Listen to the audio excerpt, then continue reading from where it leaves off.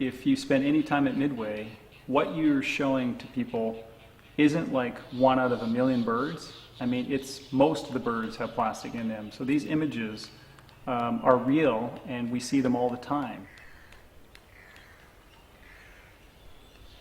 Well, yeah, we'll just have a look and see if we can find some dead albatross chicks and look inside to see what kind of natural items and plastic items we might find inside. So let's see, here's a carcass over here. It might be a little bit older, but we can have a look.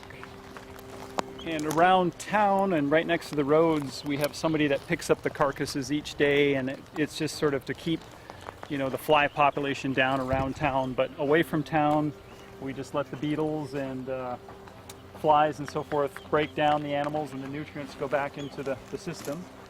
So this carcass looks a little bit old, but we could have a look inside and see what we see.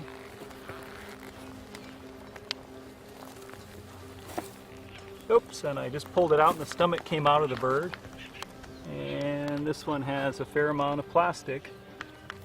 And it's not surprising that one of the first things we see 4 bottle caps right off the bat. And I mentioned to you folks earlier that about 56% of the pieces of plastic that we find in our study plots on the beach are composed of bottle caps. And so this kind of reinforces what we're finding on the beaches. And so here's another bottle cap coming out of there, packed with another bottle cap with a few natural items in there. These are squid beaks.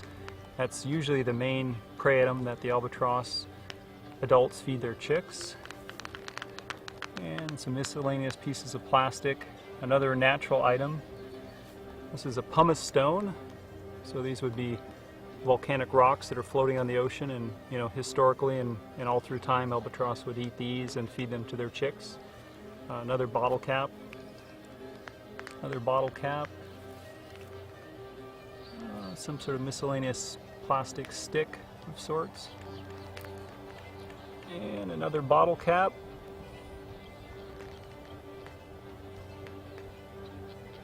This looks like the bottom to maybe a shampoo bottle or some plastic bottle that came off.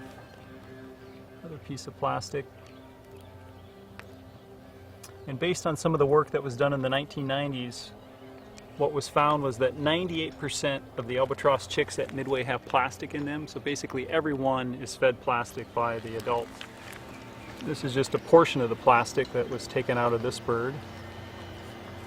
What does it feel like for you to be a bird lover and a biologist, to stand over these birds and see this happening? What's the feeling you have? You know, I'm a really optimistic person, really positive, but it definitely takes the wind out of your sails. I mean, you see this happening and you realize that there's plastic floating in the Pacific Ocean. Some people say that there's an area that's twice the size of Texas between Hawaii and the mainland. And so to think about that much plastic out there, even if we stop throwing plastic in the ocean today, it's going to be decades before I can go to an albatross chick at Midway and not see plastic.